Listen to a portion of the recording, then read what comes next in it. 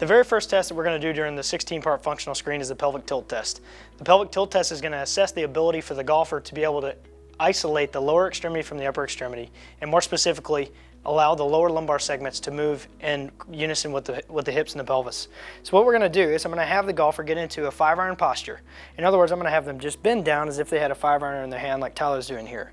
So the first thing I want to look at is I want to check out the posture. Does he have an excessive C curve, which is where they have excessive thoracic kyphosis, which will limit the amount of rotation that they're getting in the golf swing? Does he have what we call an S posture, where we've got too much curve here and then excessive anterior tilt or lumbar lordosis in the posture, which also will affect different parts of the golf swing. So go ahead and get in your neutral posture. What I'm going to have him do now, because he's got a neutral posture here, a nice angle from the hips to the thoracic spine, is I'm going to have you cross your arms, and from this direction, what I'm going to have you do is imagine you've got a bucket around the pelvis. We're going to imagine that we're going to tilt the bucket anteriorly during an anterior tilt, which is going to cause more of this lordosis or more of this curve in the lumbar spine. So go ahead, Tyler, and try and tilt that bucket anteriorly.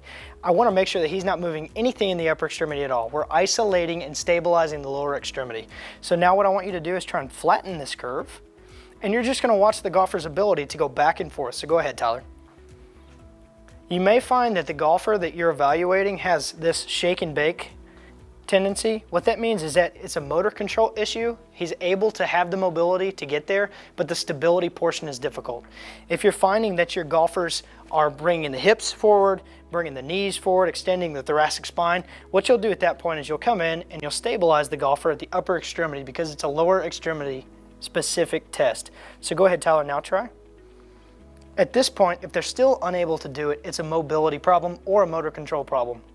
If at this point it gets a lot better, it's a stability issue. And what we need to work on is specific exercises without using machine weights, to where they're having to isolate the lower extremity from the upper extremity.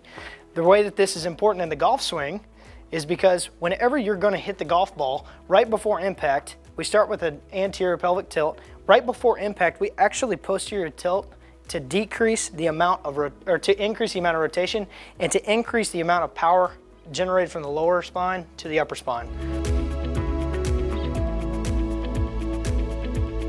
If you're unable to perform the pelvic tilt test, common complications or impairments that are leading to the inability to perform the pelvic tilt test correctly include degenerative disc disease, spinal stenosis, decreased hip mobility, or facet arthropathy. If you have any of these complications, please call Advanced Physical Therapy of Little Rock, North Little Rock, or Benton today.